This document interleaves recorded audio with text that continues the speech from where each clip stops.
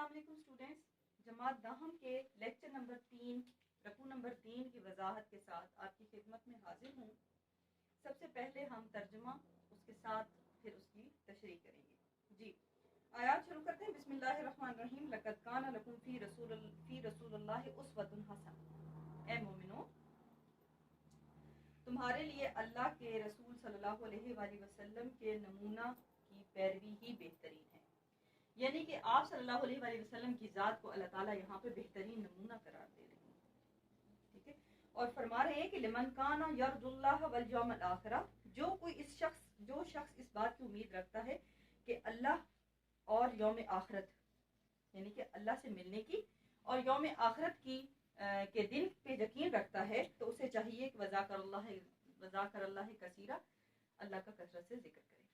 ठीक है, तो पहली आयत में अल्लाह ताला क्या कह रहे हैं कि रसूलुल्लाह सल्लल्लाहु अलैहि वसल्लम की ज़ात हमारे लिए बेहतरीन नमूना है। आप सल्लल्लाहु अलैहि वसल्लम की ज़िंदगी का मुताला करके हम अपनी ज़िंदगी को गुजारें।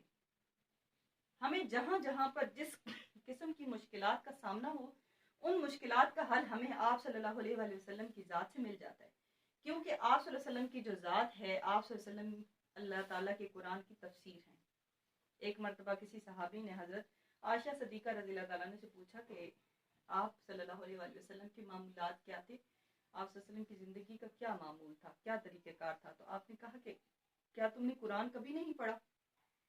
आप सल्लल्लाहु अलैहि वसल्लम कुरान मजीद के अमली तफसीर थे, यानी कि आप सल्लल्लाहु अलैहि वसल्लम की ज़िंदगी अल्लाह ताला की किताब के मुताबिक थी। तो आपके जो ज़ात है उसको बेहतरीन नमूना करार देने का मतलब ये है कि हमें अपनी ज़िंदगी आप सल्लल्लाहु अलैहि वसल्लम के तरीके के मुताबिक गुजारनी।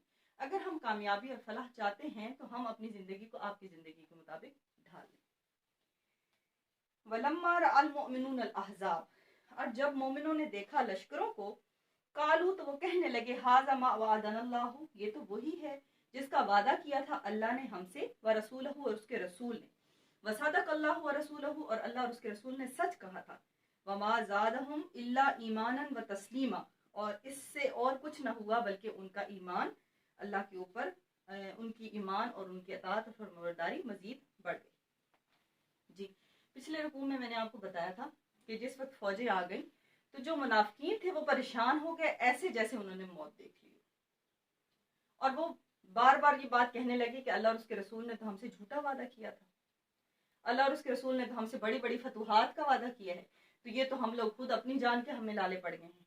अब यहाँ पर इस रुकू में मोमिनीन का तर्ज अमल दिखाया जा रहा है, मोमिनीन का तर्ज अमल बताया जा रहा है कि जब मोमिनों ने देखी वो फौजें तो उनका क्या रद्द अमल हुआ।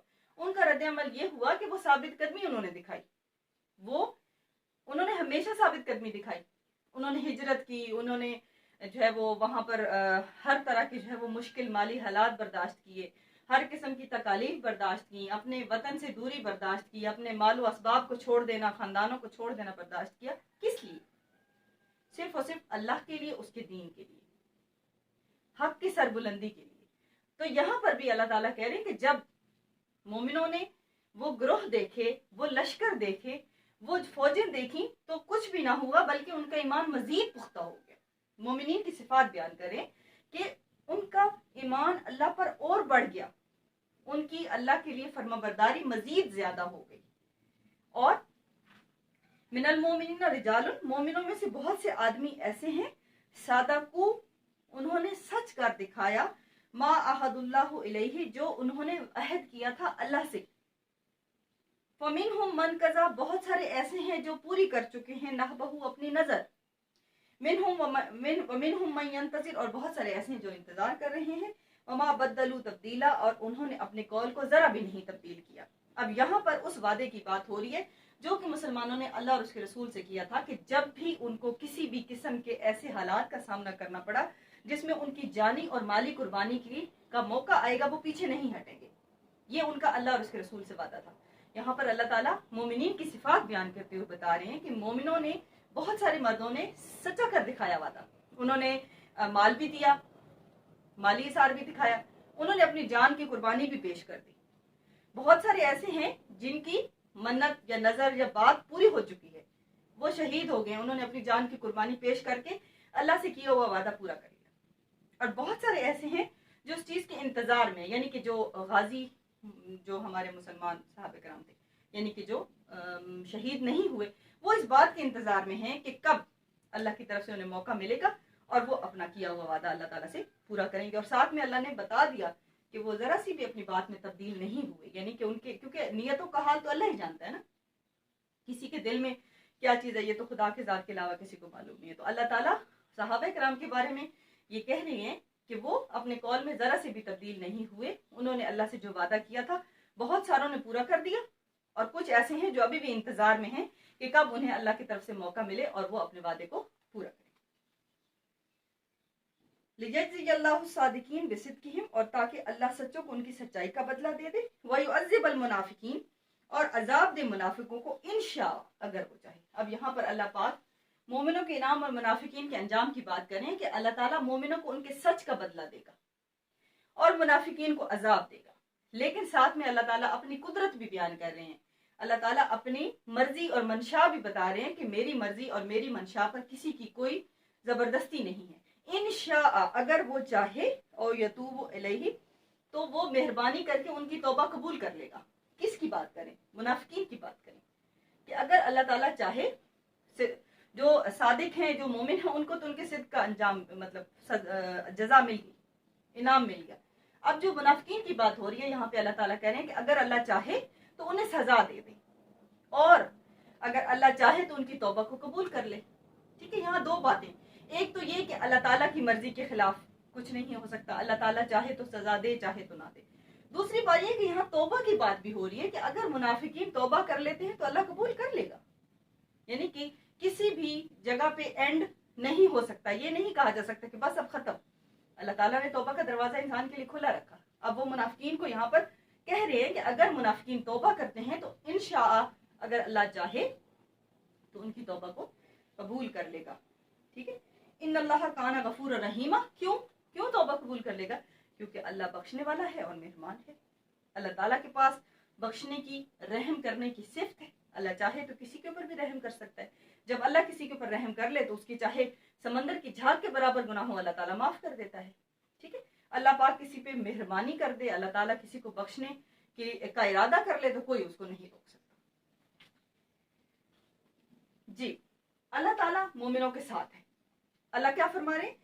وَرَدَّ اللَّهُ الَّذِينَ كَفَرُوا بِغَيْظِهِمْ، اور اللہ نے پھیر دیا کافروں کو ان کے غصے کے ساتھ. ردہ، پھیر دیا، لوٹا دیا، واپس کر دیا.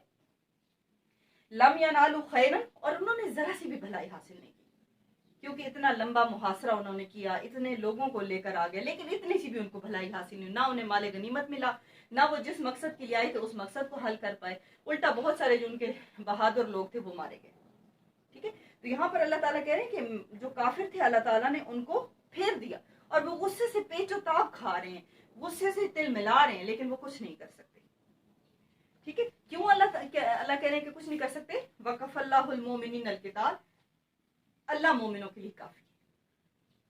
لڑائی میں اللہ مومنوں کے لیے کافی ہے. مومنوں کو زیادہ مال و دولت کی، ان کو سواریوں کی، ان کو ہتھیاروں کی، ان کو زیادہ تعداد کی ضرورت نہیں ہے.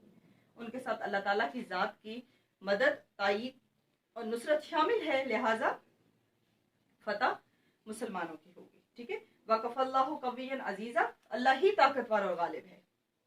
اللہ کی ذات کے علاوہ اور چاہے کتنی ہی طاقتیں اکٹھی ہو کر کیوں نہ آ جائیں، کوئی بھی غالب نہیں آ سکتا. ٹھیک ہے، اب یہاں پہ بنو قریظہ کا انجام بتایا جا رہا ہے. نیکسٹ جو آیات ہے. ٹھیک ہے، بنو قریظہ کون تھے؟ سب سے پہلے اس بات کو سمجھیں. میں نے آپ کو پہلے لیکچر میں جب تعارف بتایا تھا اس میں نے آپ کو اس کی ڈیٹیل بتائی تھی کہ جس وقت آپ صلی اللہ علیہ وآلہ وسلم مکہ سے مدینہ جا کے رہنے لگے تو وہاں پر پہلے سے یہودیوں کے کافی سارے قبائل آباد تھے. آپ صلی اللہ علیہ وآلہ وسلم نے ان کے ساتھ ایک معاہدہ کیا جسے میثاق مدینہ کہتے ہیں. اس معاہدے کی روح سے جو یہودی قبائل تھے ان لوگوں کو مسلمانوں کے ساتھ اتفاق اور اتحاد کے ساتھ رہنا تھا. آپ صلی اللہ علیہ وآلہ وسلم کے تمام فیصلوں کو ماننا تھا، اور اگر باہر سے بیرونی کوئی طاقت مسلمانوں پر حملہ آور ہوتی تو انہیں مسلمانوں کا ساتھ دینا تھا. اسی طرح سے اگر ان کے اوپر کوئی حملہ آور ہوتا تو مسلمانوں کو ان کا ساتھ دینا تھا. لیکن وقتاً فوقتاً یہودی قبائل نے سازشیں کی، اور ان سازشوں کی وجہ سے ان کو جلا وطن کیا گیا. جلا وطن ہو کر وہ وہاں سے اب نکلتے، اور ایک جگہ تھی خیبر، وہاں پہ جا کے آباد ہو جاتے۔ اب ان میں ایک قبیلہ بنو قریظہ ابھی مدینے میں موجود تھا، یعنی کہ جن کو جلا وطن نہیں کیا گیا تھا۔ جو بنو قریظہ کے لوگ تھے، یہودی تھے، ان کے دل، ان کی ساری ہمدردیاں کفار کے ساتھ تھیں، لیکن وہ مسلمانوں کے ساتھ رہ اس طرح رہے تھے اور ان کو یہ یقین دلاتے تھے کہ جب بھی کبھی کوئی ایسا موقع آیا ہم آپ کے ساتھ ہوں گے۔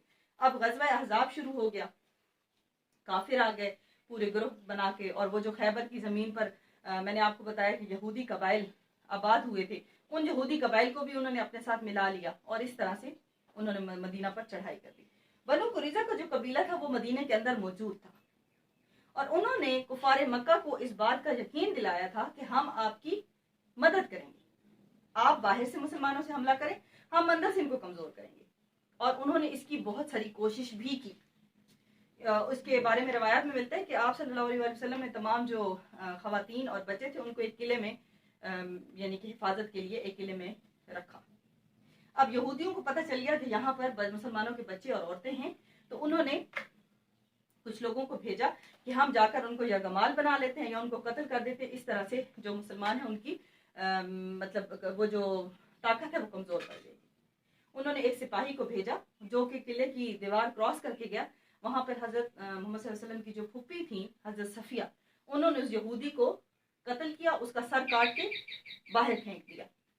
ٹھیک ہے، جب باہر جیسے ہی پھینکا تو وہاں کے جو جتنے بھی یہودی وہ سارے لوگ آئے ہوئے تھے انہوں نے دیکھا تو وہ تو پریشان ہے، انہوں نے کہا اندر اس کا مطلب ہے پورا لشکر موجود ہے، حفاظت کے لیے بہت سارے سپاہی موجود ہیں، اور وہ ڈر کر وہاں سے بھاگ گئے۔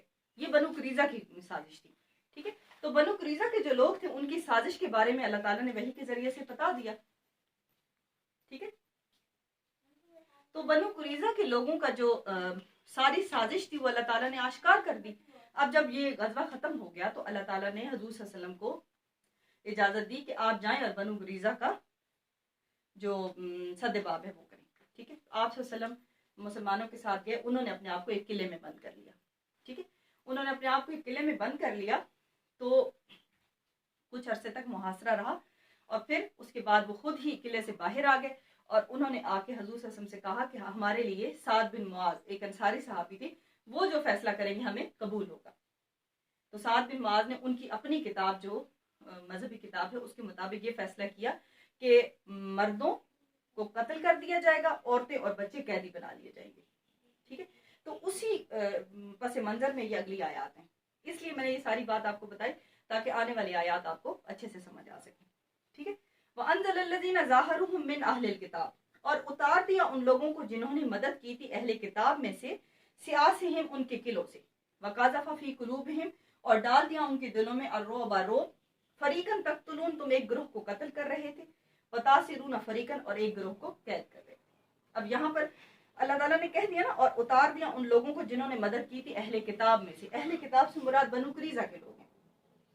ٹھیک ہے، اللہ تعالیٰ کہہ رہے ہیں کہ اللہ نے ان لوگوں کے دلوں میں تمہارا روب ڈال دیا، اللہ تعالیٰ نے ان کے دلوں میں تمہارا خوف ڈال دیا، اور وہ لوگ قلعوں سے اتر آئے، یعنی کہ وہ قلعوں سے باہر آ گئے، انہوں نے اپنا محاصرہ خود ہی ختم کر دیا، اور پھر اللہ تعالیٰ نے ان کے دلوں میں روب ڈال دیا، اور پھر تم ایک گروہ کو قتل کر رہے تھے یعنی کہ ان کے مردوں کو، اور ایک کو قید کر رہے تھے یعنی کہ ان کی بیویوں اور بچوں کو، ان کی عورتوں اور بچوں کو تم قید کر رہے تھے۔ ٹھیک ہے، یہاں پر بنو قریظہ کا انجام بتایا گیا ان آیات میں۔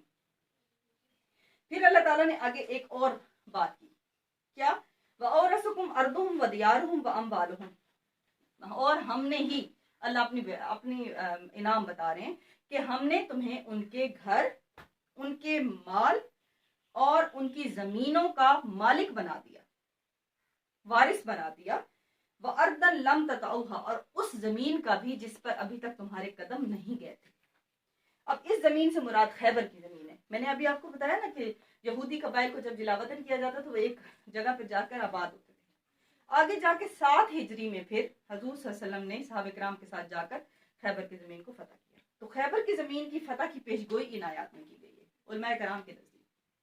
ٹھیک ہے، اور اللہ تعالیٰ بتا رہے ہیں کہ میں نے تمہیں اس زمین کا بھی مالک بنا دیا جس پر ابھی تک تمہارے قدم نہیں پڑے تھے۔ وَقَانَ اللَّهُ عَلَىٰ كُلِّ شَيْءٍ قَدِيرٌ، بے شک اللہ تعالیٰ ہر ایک چیز پر قادر ہے۔ ٹھیک ہے جی، یہ ہمارا رکوع نمبر 3 ہو گیا، اور انشاءاللہ اس کی ایکسرسائز کے ساتھ اگلی ویڈیو میں آپ کی خدمت پہ حاضر ہوں گی۔ تب تک کے لیے مجھے اجازت دیجیے، اللہ